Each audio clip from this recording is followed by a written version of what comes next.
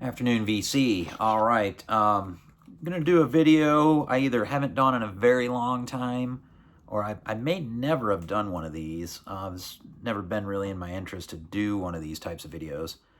But Dylan did a video today showing 10 records worth over $1,000 according to Discogs. I don't really consider Discogs to be the end-all be-all on value of really anything at all. It's kind of a skew, if you ask me. I mean, you can have a record go for $5 and then someone be dumb enough to pay $1,500, and then there's your median. I mean, it just depends. But in the grand scheme, I looked at the ways you can list the stuff, and you can't really do this on the app. You have to do it on the website, and it'll let you do 9 to 0 is how it's what it says. I don't know. I guess it just how they rank them. I don't even know what that means, but whatever. You just click on it, and then, yeah, it's a pretty good indication of the best stuff you have in your collection as far as value-wise, I'd say. It's interesting to look at the low, median, and high as far as where each one is still giving you the most value that it's sold for. You see some of the stuff that you have that people are willing to pay way too much for, which would be like Soundgarden originals. People are paying out their ass for that stuff when you really don't have to. And then Melvin stuff, like the limited runs with the artwork, the Amphetamine Reptile stuff is crazy what people pay for that. That's a collector's thing for sure.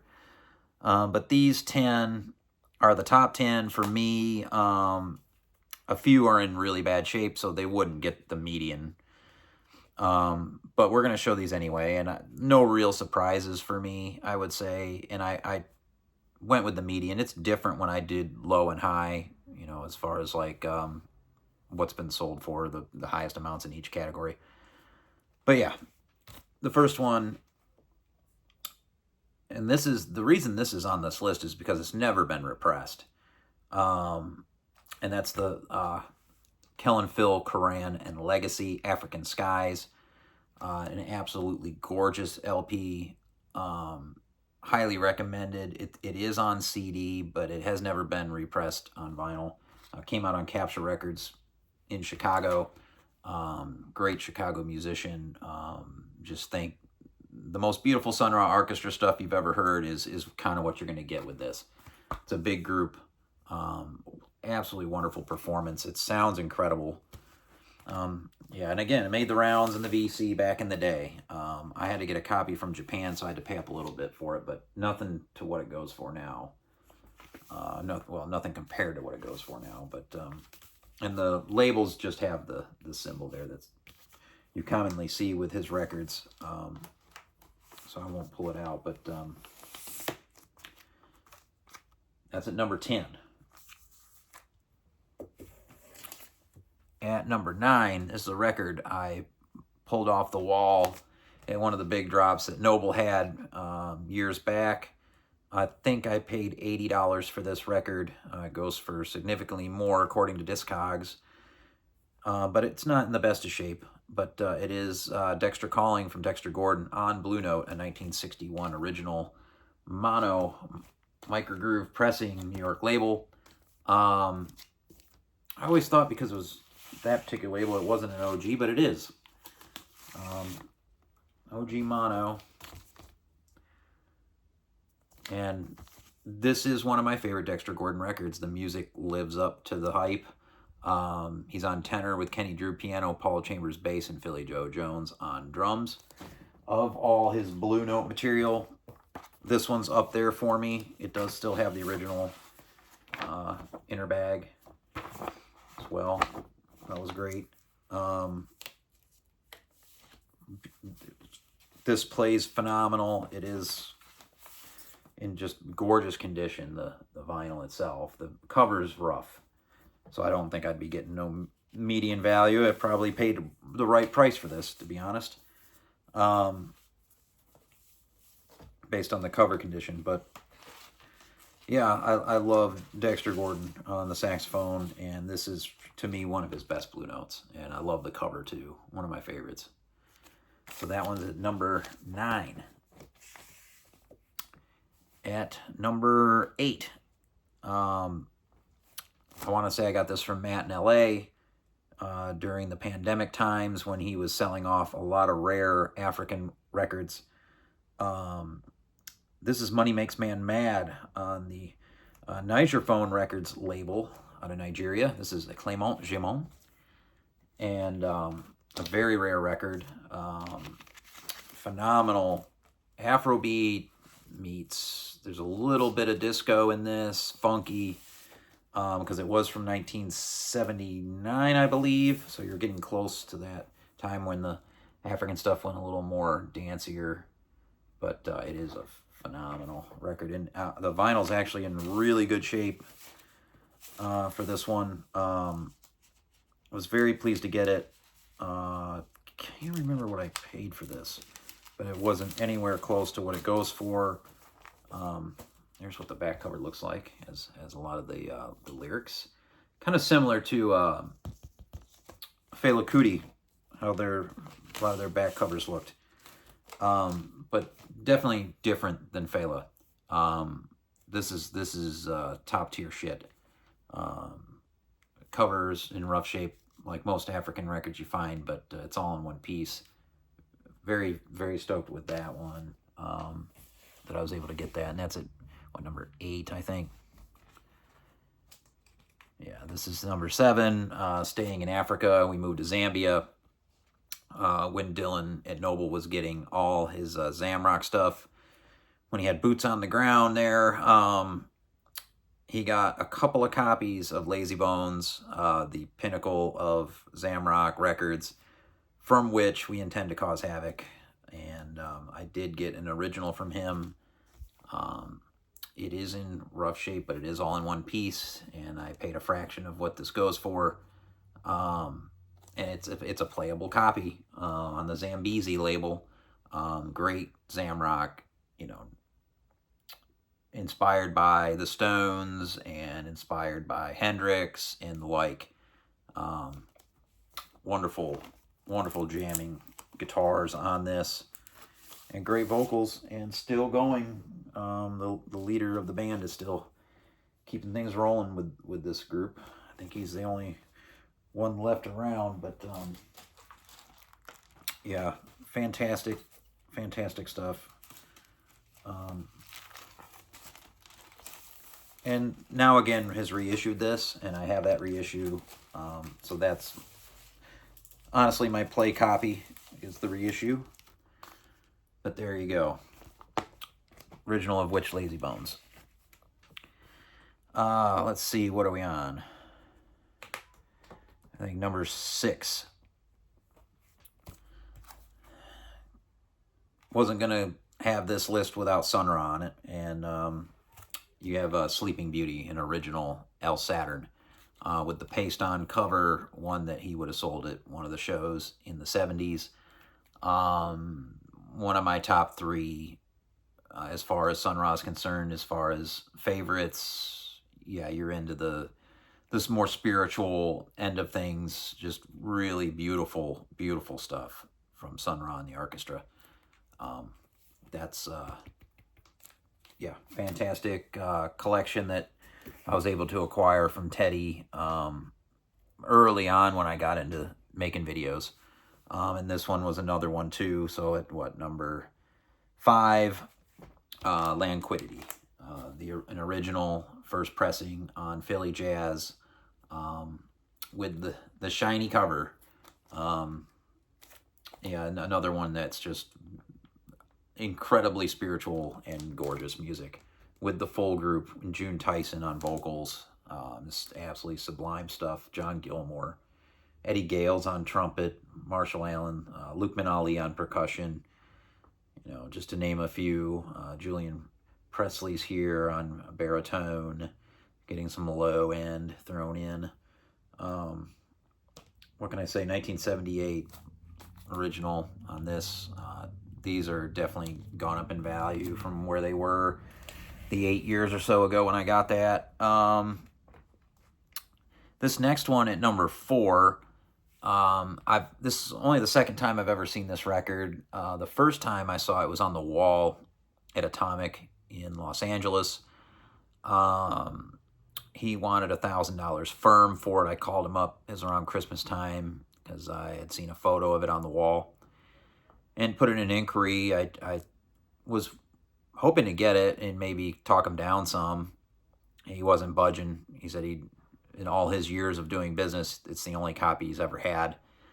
And so I understood, and just was maybe a month later, one came up for sale in a collection on Carolina Soul. I was shocked at what it went for. It went for $200 and some, and it's autographed. And that's, speaking of Sun Ra, it's on the El Saturn label, but it's not Sun Ra. Lacey Gibson, great blues guitarist from here in North Carolina in the Salisbury area. One of the only records that I know of that was released on El Saturn that is not a Sun Ra record. This was on the Chicago El Saturn label, an original here. I don't think this has ever been repressed, to my knowledge. Yeah, I wish I had a wishing ring. Some fantastic blues. This is autographed to a sweet girl from Lacey Gibson, so it also has his autograph. 200 and some bucks compared to 1,000. Yeah, and it's an incredibly clean and, again, fantastic copy. Sounds great. Was very excited to get that. And being from North Carolina, this has a lot of meaning to me. Great stuff. Great stuff. All right, at number 3, another one I got from Dylan at Noble. I had acquired a collection from my friend's dad when they moved to Florida. His records were just sitting in the shed out back for years, since they had the house in the 90s. And he had the records since the 70s. And they were all in one box and in a tub, and then still fine shape, somehow survived all the heat in the summers of North Carolina. There were 150 records. I asked him, what do you want for them? I actually told him to just take them to Dylan himself and sell them. He's like, no, you know more about this stuff. Just go ahead and, get with Bucko, his wife, and Becky told me, just give me $50 and a bottle of Jaeger. So I did. And I got all 150 records. There was a couple textured covered original Fleetwood Macs in there, Rumors. One was sealed. There was a Dead Mint, The Wall, Pink Floyd. There was some mint Led Zeppelin records in Through the Outdoor with the bag. I think that's the one with the bag. And the bag was in perfect shape. There was some OG Black Sabbath US copies. Good stuff. Nothing I needed. So I took all of them to Dylan. I want to say I got good credit. And I used that credit and then also had to pay some cash to get this off the holy moly wall from behind the counter. And I had to stand in line to get it too. I was first in line, and I got Papo's Blues on Music Hall. This was Dylan's old copy before he upgraded. This is a white label promo. Incredible heavy blues rock from Argentina. Think the Grand Funk of Argentina is what I would say. And it's got an interesting oddly textured cover. If you can kind of see that. Kind of hexagons there or whatever. Yeah, that's a great one. And that's at number 3 for median value on the Cogs. So number 2, I was surprised to see it there. I thought it'd be number 1, but it's number 2. And that's the Ben Nordstrom Natural Music from Sweden from 1968. My favorite record in my collection. Not just because of the value, but just because of the history of this record and everything it means to Sweden and the inspiration this had on the free jazz movement, and people like Mats Gustafsson and the like, he's now since reissued the Bird Note stuff. in a box set form. But the B-side of this is the first known recorded solo free jazz. So, yeah, incredible. There's bass accompaniment on the A side. I love this record to death. It's so good. It's so lyrical. There's stuff that would come later that's much more free than this, but it definitely is very innovative and progressive for the time. Yeah, Natural Music from Ben Nordstrom. Phenomenal stuff. I'd love to get more of these bird notes, but they do go for 4 figures. I put in a bid on one that was for auction in March in Matz's big auctions he does every year, and I failed to acquire it. It went for significant sums. Oh well.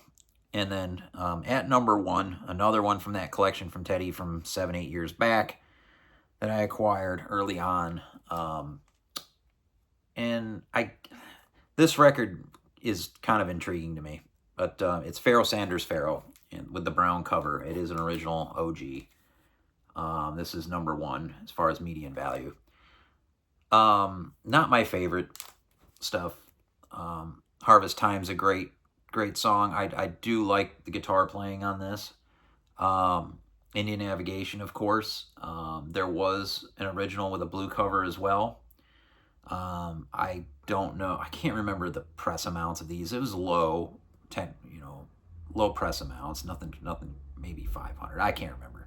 Don't quote me on it. But this pops up for sale a lot, and I don't know if it's people trying to pawn off some of the European boots or what's going on. But it comes up for sale all the fucking time. Maybe because it's not the best musically when it comes to Pharoah Sanders, at least for me, that it comes up for sale a lot. There is a nice reissue that was, a year or so ago, like a box set form that has a live version of Harvest Time. I've been meaning to pick that up. It's only like $50. I would recommend getting that over forking out over $1,000 for an original like this. I didn't pay anywhere close to that, but that was also many years ago before the boom and all this craziness that took off with these records. For me, with Pharoah, like Loving Us All, Themby, even Elevation, I like more than this record, but as far as value, here it is. It's number 1. So, yeah, tried to keep this short. Again, I don't really do these videos much, but yeah, there you go. Peace.